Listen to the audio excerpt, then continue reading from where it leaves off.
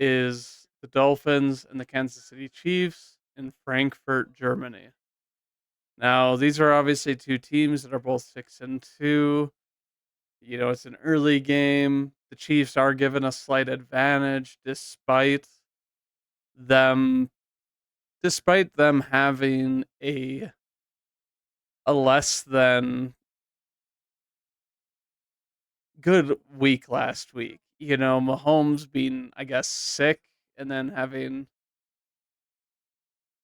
him just being affected throwing two picks against a Denver defense that ultimately has started to clamp down, showing why they were one of the better defenses last year and have struggled immensely this season. I am not going to lie, I haven't really done too much thinking about these games, but I do think that because neither team is very, very hurt, to be honest with you, I think that this is going to be a big game. We're going to go in, we're going to look at the injury report really quick. I don't think that these two players really affect too much for the Dolphins.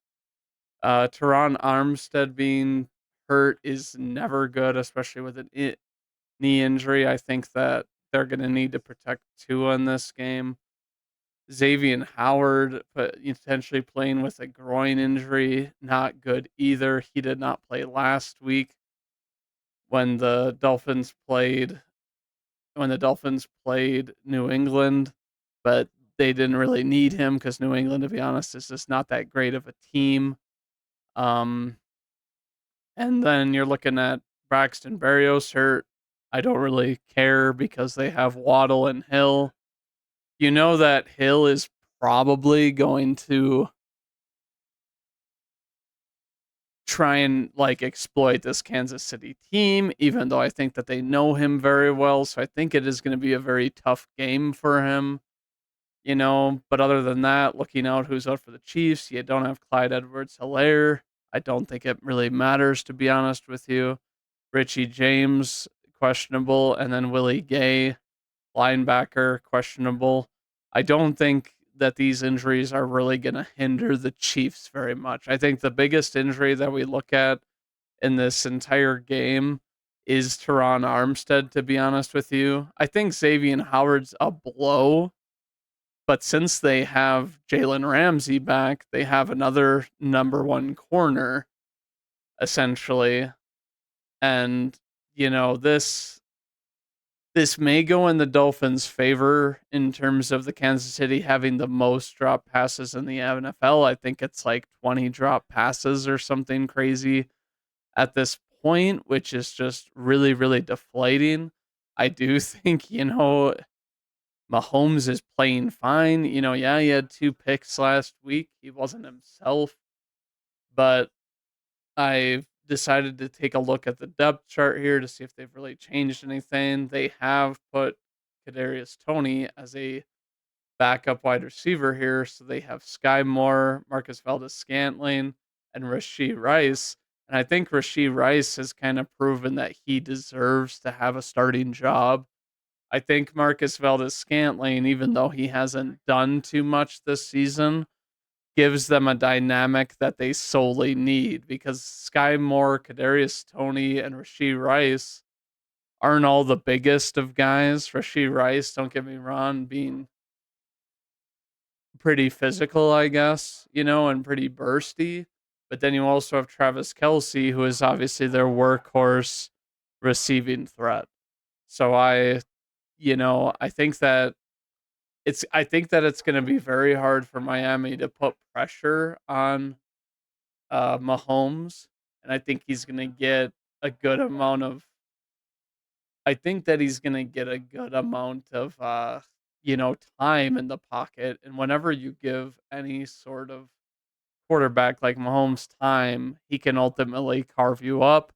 And it's like to me, you've got a smart guy like Kelsey, and it's gonna feel probably more like a home crowd as well because I know that since Taylor Swift, I think they said that she's gonna be at the game. She has been attracting a lot more fans to the Chiefs, not like they didn't already have a lot of fans regardless because of their, recent Super Bowl winning history and contention, but going over to Germany, and Taylor Swift has a very global presence. I'm sure that there are some Swifties that are going to be going to the game. So I think this is going to feel more like a home game for the Chiefs, of course, than the Dolphins. The Dolphins, I mean, if you think of Florida teams and you think of over in Europe, you always think of the Jaguars. But getting a little off topic here, I think, looking at, the Dolphins and looking at, the Chiefs and who the Chiefs have played, you know, the Chiefs have, played some games lately that are, I think, closer than they should have been, like the Jets, Minnesota, even though Minnesota was, I guess playing really, really well. I think that, they could have easily beat them. Even when they beat Denver and held Russell Wilson to less than 100 yards, like this is a lot closer than I would have imagined, but obviously Denver has been kind of doing really well. They did beat the Chargers, who, it was a shootout through 14, the first like two touchdowns each, and then the Chiefs just ultimately ran away with it. But you look at the Dolphins, and I guess one thing that I saw this week is that when they're going up against winning teams, they have really struggled this year. I can't remember what the statistic was, but essentially, I guess the Dolphins, even though many consider them a top 10 team, which I don't disagree with just because they have such a potent offense, they've done really poorly against winning teams. You look at Buffalo and then you look at Philadelphia. And I guess, what, let's look at, who was, those were their only two losses type of thing. But, looking at these other games, like Los Angeles, close game shootout, where two ultimately had to put up over 450 yards.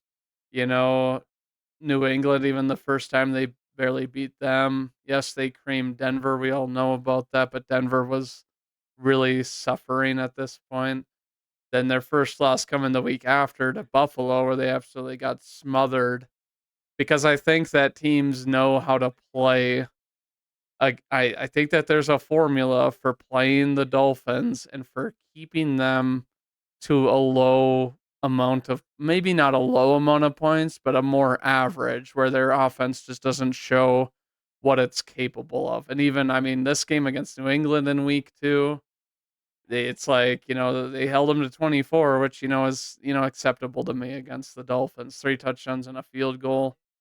And then it's like even, Buffalo held them down to 20, and, just a lot of these games, and then there's Philadelphia also who held them, down to 17, and it's like they got a little bit more against, New England, same score from New England, but ultimately I think that the Dolphins are gonna come down to whether their defense can perform better, and I do think that this is still a tough matchup for I do think that this is a tough matchup for the Chiefs, but I think that, honestly, with the way that they play and the way that they spread the ball around, I think that they have the edge due to the fact that they have, a really good tight end in Kelsey, and I don't think that the Dolphins really match up well against Kelsey. They don't really have a safety you can put on them. They don't really have